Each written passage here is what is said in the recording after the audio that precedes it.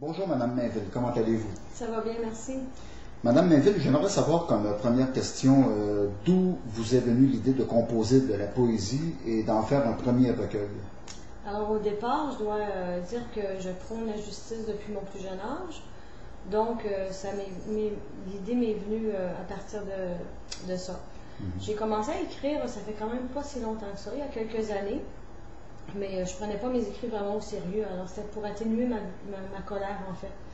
Alors j'écrivais des textes qui me touchaient profondément sur l'injustice dans le monde, mais je les jetais à la poubelle par la suite. Je recommençais à nouveau et ainsi de suite. À un moment donné, j'ai décidé de les montrer à ma mère et à ma soeur. Et à ma grande surprise, elles ont vraiment apprécié mes écrits.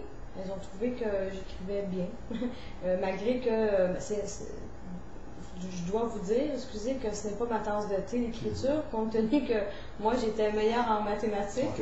Et c'est ça. Et en sciences. Alors, ça fait pas des années là, que j'ai cette... Qu'est-ce qui vous a amené à l'écriture? Ah, c'est ça. C'était pour enfin atténuer ma colère face à toute l'injustice dans le monde. Un genre de défoulement. Oui, exactement. Alors là, à un moment donné, j'ai décidé d'en faire des écrits plus formels. Donc, je composais des petits poèmes, des textes. Je les montrais à nouveau à ma sœur, Sylvie. Et elle m'a dit, à un moment donné, elle dit, Francine, je trouve que tu écris vraiment bien. C'est cohérent ce que tu écris, c'est bien. Donc, tu devrais les envoyer, les acheminer dans des maisons d'édition. Mais par contre, moi, je trouvais que c'était mieux pour des textes de chansons, compte tenu que c'était rythmé. Alors, j'ai décidé, moi, de les acheminer au départ dans c'est-à-dire aux maisons de disques. Et puis, j'ai eu quelques réponses positives, mais ça n'a abouti à rien, en fait. C'est des appréciations. Alors, ils trouvaient que mes textes étaient bons, mais ils n'ont pas besoin pour le moment de mes textes. Donc, à un moment donné, ma soeur m'a encore conseillé... Vous avez reçu des réponses de qui? Oui, de Daniel Lavoie, le chanteur connu du Québec, ainsi que Jean-Pierre Ferland. Ah oui? Oui, c'est ça. Ça fait quand même un velours de recevoir un courrier de ces personnages. Oui, effectivement. C'est sûr que c'était sans prétention de ma part, parce que ce sont des grands paroliers au départ, et interprètes, évidemment. Mais compte tenu qu'ils ont apprécié vraiment mes écrits, et ils m'ont encouragé à continuer dans ce sens, donc c'est ce que j'ai fait.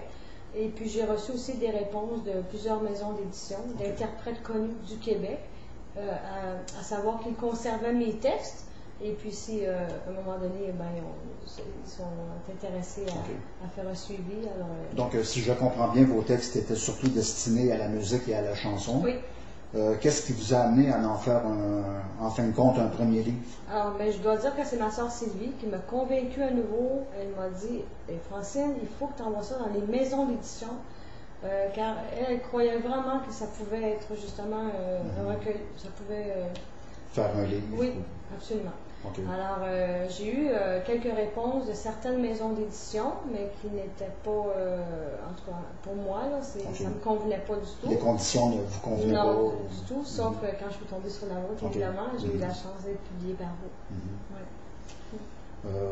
Donc, est-ce que vous accepteriez, pour le bénéfice des personnes qui nous écoutent, de nous lire un extrait de votre recueil de poésie? Certainement. Donc, on vous écoute. Oui, alors je vais vous lire La fin du monde. Il faut préciser que la fin du monde s'écrit fin F-A-I-M, et vous allez comprendre pourquoi. Alors, ça va comme suit. C'est un petit peu pas long. La fin du monde. La fin du monde. Oups. Famine, famine, quand tu te répands à envahir les innocents, tu cries trop fort dans le silence de ceux qui n'ont pas de semences. Depuis des siècles que tu nous guettes, du temps où l'homme à l'arbalète tuait les siens pour vaincre la faim, jusqu'à ce jour et encore demain. Famine, famine, quand tu t'emballes à bouleverser jusqu'au scandale les peuples d'hier à aujourd'hui, de villages en pays. Il y a longtemps que tu t'exposes jusqu'à ce que tout explose, de la première guerre meurtrière jusqu'à ce que tout devienne austère. Famine, famine, quand tu t'efforces à faire mourir à bout de force ceux qui ont subi le malheur de voir défiler toute l'horreur, de possession en destruction, pour toute cette désolation, y aura-t-il un jour la fin pour éviter qu'ils meurent de faim? Merci beaucoup. C'est un beau poème. Ça me fait plaisir.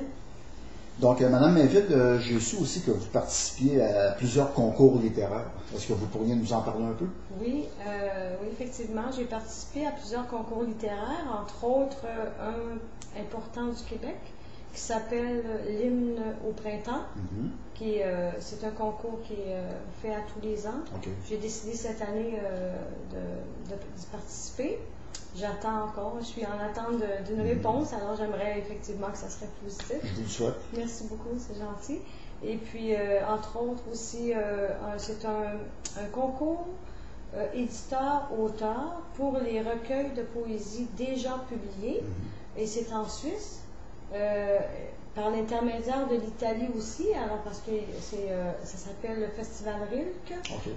Oui, et puis c'est un grand festival en Suisse qui reçoit aussi des interprètes de l'Italie et du Canada, entre autres. Donc, j'attends des nouvelles d'ici le mois d'août. Ben, je vous souhaite bonne chance. Merci beaucoup. Merci. Et vous avez aussi publié dans une anthologie. Oui. Vous pourriez nous montrer un peu... Oui, certainement. Alors, c'est la poésie du rêve. C'est les dossiers d'Aquitaine, en France. C'est une anthologie qui a été publiée par les dossiers d'Aquitaine. Oui, et voilà. Ça? Donc, voici la couverture. Oui.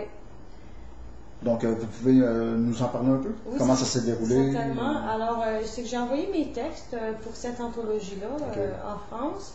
Et puis, ils ont retenu un de mes textes qui s'intitule « La guerre à tout prix ». Ah oui.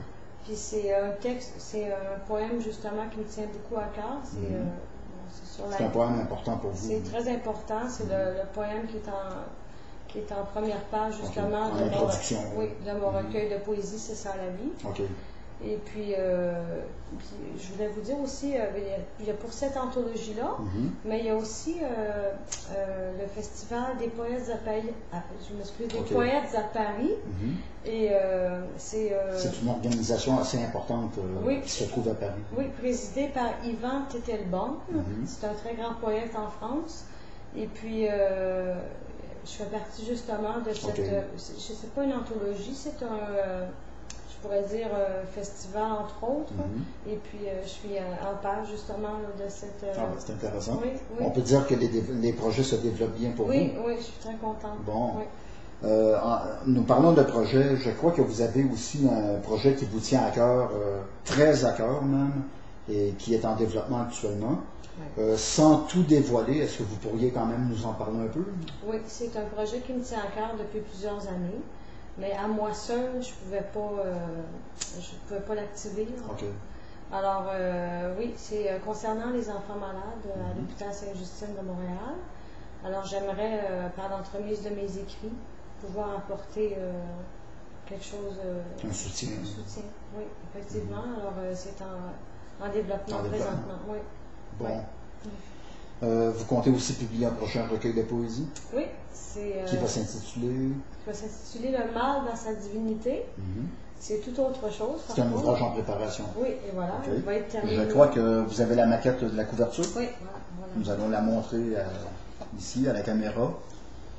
Donc, c'est un recueil qui va s'intituler comment? Le mal dans sa divinité. Okay.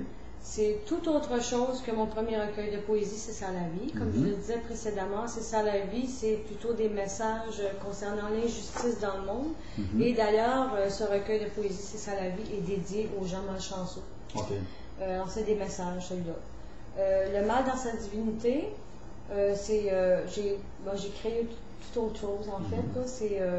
C'est un peu des personnages fictifs, entre autres. Un peu...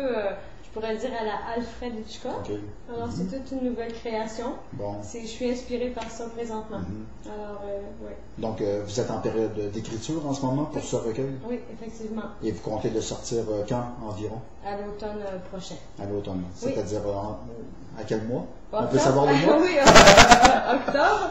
OK. Et puis, je crois qu'il y a un lancement prévu. Il y a un lancement prévu, puis je suis très heureuse car je vais être accompagnée d'une grande poète et une amie, entre autres, c'est Brigitte Rouligeant, qui vient de Savoie en France. Alors, je te salue en passant, Brigitte, j'ai hâte de te voir.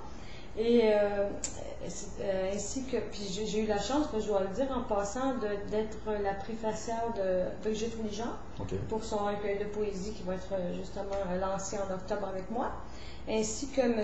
Hermans qui va publier Ambrosia, très intéressant. C'est un livre plutôt, on va dire, philosophique. Oui, absolument. Hermans. Oui, puis j'ai eu la chance de lire et oui, absolument. Et puis j'ai la chance d'être en compagnie de ces deux auteurs-là. Oui, donc deux auteurs qui vont se déplacer de la France pour présenter leurs ouvrages en même temps que vous. Oui.